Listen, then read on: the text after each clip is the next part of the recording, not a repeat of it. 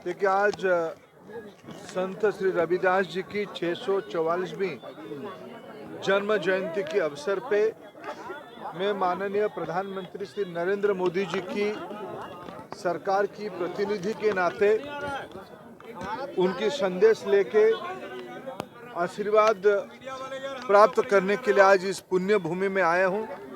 यहाँ अभी मेरा सौभाग्य हुआ पुण्य भूमि को, जन्म स्थान को नमन करने के लिए। महाराज निरंजन दास जी का भी दर्शन हुआ, उनकी सानिध्य मिला। प्रधानमंत्री जी की संदेश उन तक मैंने पहुंचाया। उन्होंने भी अपनी आशीर्वाद और अपना संदेश प्रधानमंत्री जी तक पहुंचाई है। मैं इसको माननीय प्रधानमंत्री जी को अवगत कराऊंगा। संत रविदास जी की जीवन भारतीय मूल्य पे आधारित था। सदाचार, प्रेम, समरसता उनकी विचार की मूल कणिका रही है। आज के समय में भी उनकी विचार समाज में शांति, सौहार्द और प्रतिष्ठा करने के लिए आज भी बहुत प्रासंगिक है, आवश्यक है।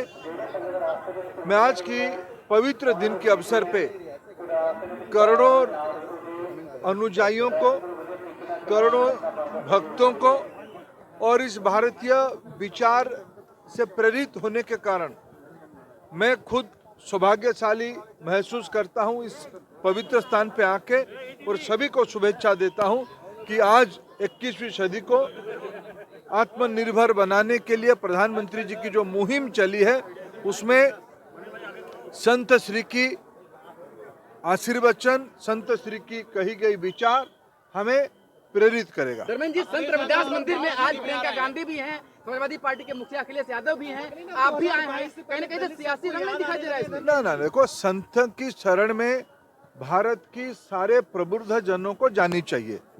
ये अच्छी बात है, सभी लोग संत की शरण में आते हैं। और रविदास जी तो भारतीयता का, भाईचारा का, प्रेम का, सौहार्द का जीता जागता एक विचार छोड़ के गए हैं। समाज की सभी लोग उसमें आनी चाहिए, समर्पित होनी चाहिए। जो लोग आ रहे हैं उनको भी मैं साधुवाद देता हूं। उन्होंने भी इस विचार के प्रति, भारतीय विचार के प्रति उन्होंने भी अपना श्रद्धा निष्ठा प्रकट किया। अनेक विषय पे चर्चा हुई है। इस परिसर की सौंदर्यीकरण के बारे में उत्तर प्रदेश शासन जो काम कर रहे हैं उसके बारे में मैं उन्हें अपेक्षा रखा। देश भर में अनेक रविदास स्मारक केंद्र का विकास कैसे हो उसकी भी चर्चा की, अच्छी चर्चा हुई। राजनीतिक पहली बात है कि ये दलित वोट बैंक साधने के लिए रविदास जन्मस्थली ठीक इलेक्शन के पहले लोग आते हैं, तो इनको क्या है? ऐसा मैं नहीं मानता हूं। मेरे प्रधानमंत्री जी तो कोई चुनाव को ध्यान में रख के देश में कुछ नीति करते नहीं है, और मैं नहीं मानता हूं सारा विषय को सिर्फ सियासी नजरिए से दिखनी चाहिए। संत की समर्पण सर्वोपरि है। धर्मेंद्र जी, पेट्रोल डीजल के दाम आज फिर बढ़े हैं, आज फिर बढ़े हैं पेट्रोल डीजल के दाम। ये लॉजिक क्या था इसके पीछे? देखिए, ये सारा विषय धीरे धीरे नियंत्रण में आना चाहिए। मैं कल भी कहा था, पहले भी कहा हूं, हमारी आवश्यकता की 80-85% हमको इंपोर्ट करना पड़ता है। अंतर्राष्ट्रीय बाजार में मूल्यों की उछाल के कारण ऐसे विषय को हमको सामना करना पड़ता है। हम उत्पादनकारी देशों को निरंतर समझा रहे हैं, अपील कर रहे हैं। एज ए कंज्यूमर, उपभोक्ताकारी देश के नाते हम अपनी अपेक्षा को पुरजोर रख रहे हैं। उत्पादनकारी देश केवल अपना हित ना देखे, उपभोक्ताकारी देश का भी ध्यान रखे। हमें लगता है उनमें कुछ प्रभाव आना चाहिए। धर्मेंद्र जी, बात आपने की थी पेट्रोल डीजल की, तो लगातार महंगाई पर वार हो रहा है और ये अभी तो देश की इन्फ्लेशन नियंत्रण में है। देश की अर्थनीति आज अखबारों में आई है, लंबे अरसे के बाद अर्थनीति पिछले क्वार्टर में पटरी पे आई है।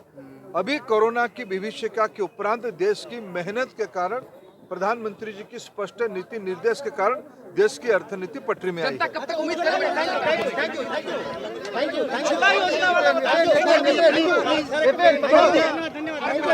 सर, बेनती सुन लो। Thank you.